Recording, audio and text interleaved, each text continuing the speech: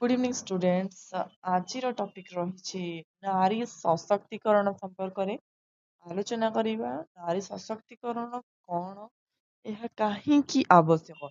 ଦେଖନ୍ତୁ, ସମାଜର ଯୋଉ ସୃଷ୍ଟି ରହିଛି ଏବଂ ବିକାଶ ରହିଛି, ଦେଖ ନାରୀର ଭୂମିକା ହଉଛି ଏଥିରେ ବହୁତ ଗୁରୁତ୍ୱପୂର୍ଣ୍ଣ। ନାରୀ ବିନା ସଂସାର ଅସମ୍ପୂର୍ଣ୍ଣ ଅଟେ। ତେଣୁ ନାରୀ ସଶକ୍ତିକରଣର ନିହାତି ଆବଶ୍ୟକତା ରହିଛି। କିନ୍ତୁ ଏହି ପୁରୁଷ ପ୍ରଧାନ ସମାଜରେ ନାରୀମାନଙ୍କୁ ପୁରୁଷମାନଙ୍କ ସହ ସମାନ ଆଜି ପର୍ଯ୍ୟନ୍ତ ଅଧିକାର ମିଳିପାରିନାହିଁ। ନାରୀ ଶକ୍ତିକୁ ସମ୍ମାନ ଦେଇ ସେମାନଙ୍କୁ ସଂଗଠିତ କରି ସେମାନଙ୍କ ମଧ୍ୟରେ ଜାଗରଣ ସୃଷ୍ଟି କରିବା ହେଉଛି ନାରୀ ସଶକ୍ତିକରଣର ମୁଖ୍ୟ ଉଦ୍ଦେଶ୍ୟ। ତାହେଲେ ଆମେ କ'ଣ ଜାଣିଲେ? ନାରୀ ସଶକ୍ତିକରଣର ମୁଖ୍ୟ ଉଦ୍ଦେଶ୍ୟ କ'ଣ?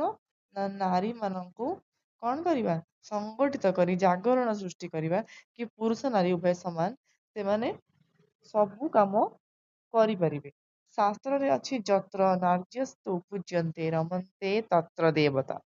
ତାର ଅର୍ଥ ହେଉଛି ଯେଉଁଠାରେ ନାରୀମାନେ ପୂଜା ପାଆନ୍ତି ସେଠାରେ ଦେବତା ମାନଙ୍କର ବାସ। ଗୋଟିଏ ପରିବାରରେ ନାରୀର ଭୂମିକାଟି ଅତ୍ୟନ୍ତ ଗୁରୁତ୍ୱପୂର୍ଣ୍ଣ ଅଟେ। ପୁରୁଷ ଭୂମିକା ଯେତିକି ଗୁରୁତ୍ୱପୂର୍ଣ୍ଣ ଅଟେ, ନାରୀର ଭୂମିକା ମଧ୍ୟ ସମାନ ରୂପରେ ସେତିକି ଗୁରୁତ୍ୱପୂର୍ଣ୍ଣ ଅଟେ। ଦୁଇ ଜଣ ନହେଲେ ଗୋଟିଏ ପରିବାର ଚାଲିପାରିବ। ନାରୀ ସବୁବେଳେ ବିଭିନ୍ନ ରୂପରେ ତାର ଭୂମିକାକୁ ନିର୍ବାହ କରିଥାଏ। ସେ କେତେବେଳେ ଜନନୀ ତ କେତେବେଳେ ଭଗିନୀ ରୂପରେ ନିଜର କର୍ତ୍ତବ୍ୟକୁ ସମ୍ପାଦନ କରିଥାଏ। ଏସବୁ ପରେ ମଧ୍ୟ ସମାଜରେ ପୁରୁଷ ଓ ନାରୀ ମଧ୍ୟରେ ଦେଖନ୍ତୁ, ଏତେ ସବୁ କାର୍ଯ୍ୟ ସମ୍ପାଦନା ସୁଚାରୁ ରୂପେ କଲା ପରେ ମଧ୍ୟ ସମାଜରେ ଏଇଭଳି ଗୋଟେ ଅନ୍ଧବିଶ୍ୱାସ ରହିଯାଇଛି। ସେମାନେ ସବୁବେଳେ ପୁରୁଷ ଓ ନାରୀ ମଧ୍ୟରେ ଅନେକ ତାରତମ୍ୟ ଦେଖନ୍ତି। ଏବେ ବି ଆଜିର ସମାଜରେ ନାରୀ ସର୍ବଦା ଅବହେଳିତ, ନିର୍ଯାତିତ, ନିଷ୍ପେଷିତ। ଆଜି ବି ଅନେକ ସ୍ଥାନରେ କନ୍ୟା ଭ୍ରୂଣ ହତ୍ୟା ହେଉଥିବାର ଦେଖିବାକୁ ମିଳୁଛି। ଏସବୁ ଅସୁବିଧା ରହିଛି ସମାଜରେ, ଯେଉଁଗୁଡ଼ିକର ପରିବର୍ତ୍ତନ କରିବା ନିତାନ୍ତ ଆବଶ୍ୟକ।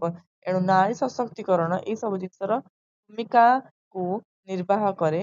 ଉଚ୍ଚ ଶିକ୍ଷାରୁ ବଞ୍ଚିତ ରଖିବା, ଯୌତୁକ ନିର୍ଯାତନା କରିବା, ବଳାତ୍କାର ଭଳି ଘଟଣାମାନ ପ୍ରତ୍ୟେକ ଦିନ ଦେଖିବାକୁ ମିଳୁଛି।